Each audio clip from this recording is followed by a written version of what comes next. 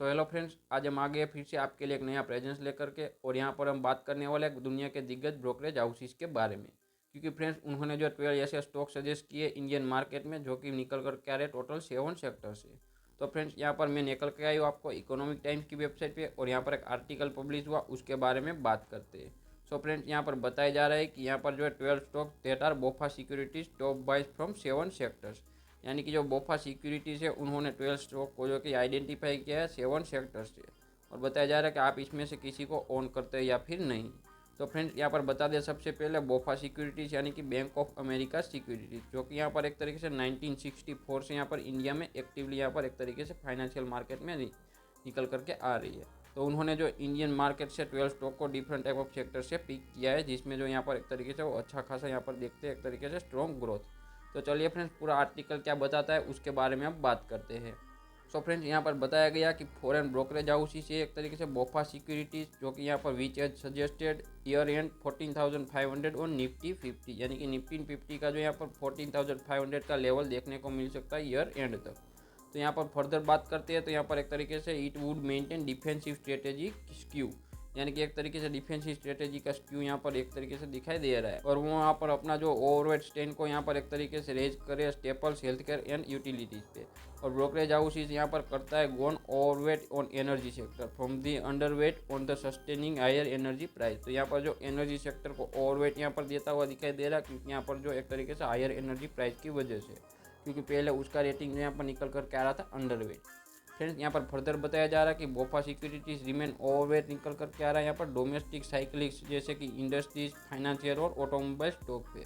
और फ्रेंड्स यहाँ पर मार्जिनली ट्रिम करता हुआ दिखाई दे रहा है उसका ओवरवेट स्टेज यहाँ पर फाइनेंशियल सेक्टर पे। तो यहाँ पर एक तरीके से फाइनेंशियल सेक्टर में ओवरवेट स्टेज था उसको मार्जिनली ट्रिम आउट करता हुआ दिखाई दे रहा है।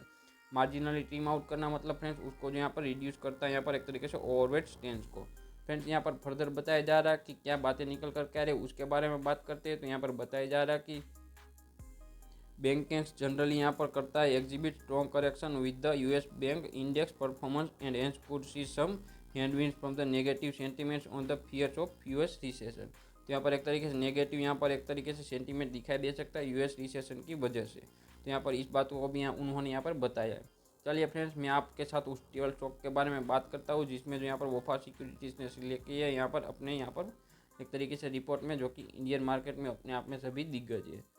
तो सबसे पहला सेक्टर फ्रेंड्स निकल कर रहा है बैंकिंग सेक्टर। तो उसमें से सबसे पहला पिक उनका जो है HDFC बैंक, जो कि आपको यहाँ पर टोटली विजिबल है। तो सबसे पहला स्टॉक उन्होंने HDFC बैंक को यहाँ पर सिलेक्ट करके रखा हुआ है। तो उसमें भी फ्रेंड्स यहाँ पर बहुत सारी बातें बताई गई है। तो आपको जो यहाँ पर टाइम की अवेलेबिलिटी और वीडियो की यहाँ पर लेंथ की वजह से आपको जो पूरा उसको पढ़ना चाहिए। मैं आपको डेफिनेटली इनकरेज करूँगा कि सभी जो यहाँ पर जो बातें निकल कर के आ रहे उसको यहाँ पर इस आर्टिकल को यहाँ पर सर्च करके ज़रूर पढ़िएगा। दूसरा स्टॉक पिक किया है उन्होंने वो है यहाँ पर ICICI बैंक। तो उसको भी फ्रेंड्स यहाँ पर बताया गया कि risk reward ratio very attractive है। यहाँ पर बैंक जो यहाँ पर डिलीवर करता है 15.5 का रिटर्न ऑन इक्विटी यहाँ पर मार्च क्वार्टर में। तो यहाँ पर अच्छा खासा दोनों स्टॉक को पिक किया है। अब नेक्स्ट यहाँ पर सेक्टर की बात करते हैं फ्रेंड्स। तो दूसरा सेक्टर है हेल्थ केयर सेक्टर। तो उसमें भी फ्रेंड्स यहाँ पर एक स्टॉक को पिक किया वो है सन फार्मा।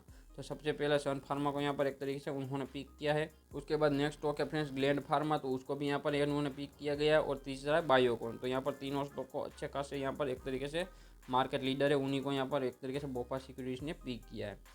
अभी फ्रेंड्स नेक्स्ट सेक्टर की बात करते हैं फ्रेंड्स। तो वो निकल कर आ रहा है यहाँ पर NBFC यानी कि नॉन बैंकिंग फाइनेंशियल कॉर्पोरेशन। तो वहाँ पर से सबसे पहला पिक है उनका वो है यहाँ पर बजाज फाइनेंस लिमिटेड। तो उसमें भी फ्रेंड्स यहाँ पर अच्छा खासा यहाँ पर एक तरीके से ग्रोथ देखते हैं आफ्टर कोविड, ऐसा यहाँ पर पूरे आर्टिकल में बताया गया है। और नेक्स्ट स्टॉक है फ्रेंड्स इंश्योरेंस से वो है SBI लाइफ इंश्योरेंस कंपनी। तो फ्रेंड्स यहाँ पर स्ट्रॉन्ग ग्रोथ है, ट्रेजेक्टरी दिखाई दे रहा है यहाँ पर एक तरीके से फाइनेंशियल ईयर 22 में। तो यहाँ पर नेक्स्ट है यहाँ पर SBI लाइफ। और अब बात करते हैं नेक्स्ट सेक्टर के बारे में।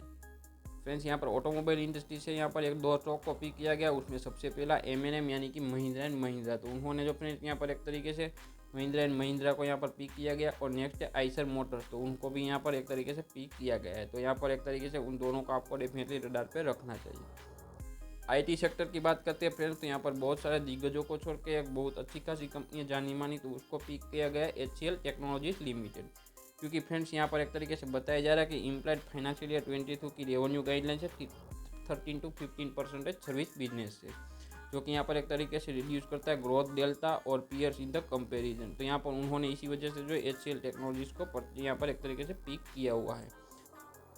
नेक्स्ट स्टॉक है फ्रेंड्स रियल एस्टेट सेक्टर से, तो उसमें भी लोधा को यहाँ पर एक तरीके से बाय किया, लोधा डेवलपर्स, जिसको जो यहाँ पर एक तरीके से उन्होंने यहाँ पर रियल एस्टेट सेक्टर से सिलेक्ट किया। और सीमेंट सेक्टर से फ्रेंड्स उसका फेवरेट पिक है अल्ट्राटेक सीमेंट। तो फ्रेंड्स आपको जो इन सभी स्टॉक पे यहाँ पर कमिंग डेज में नज़र बनाए रखनी चाहिए, क्योंकि मार्केट में बहुत ही अच्छी खास यहाँ पर वोलेटिलिटी दिखाई दे रही है, क्योंकि यहाँ पर मार्केट को 1-2 दिन अप रहता है और उसके बाद थोड़ा सा डाउन देखने को मिलता है। तो यहाँ पर जो उन्होंने एक तरीके से बेरिश भी बता रहे 14,500 ईयर रेट तक जो यहाँ पर एक तरीके से मार्केट जा सकता है, ऐसा उसका एक तरीके से यहाँ पर एनालिसिस निकल करके आ रहा है। तो फ्रेंड्स ये सभी स्टॉक है जिन्होंने जिसको बोफा सिक्योरिटीज़ ने अपने यहाँ पर एक तरीके से पिक किया। 12 स्टॉक यहाँ पर 7 सेक्टर से निकल करके आ रहा है। तो आपको डेफिनेटली इन सभी पे नज़र बना के रखनी चाहिए और पूरे इंडियन मार्केट पे भी डेफिनेटली नज़र बना के रखनी चाहिए, क्योंकि कमिंग डेज में फ्रेंड्स यहाँ पर बहुत ज़्यादा एक तरीके से उठापटक देखने को मिल सकती है।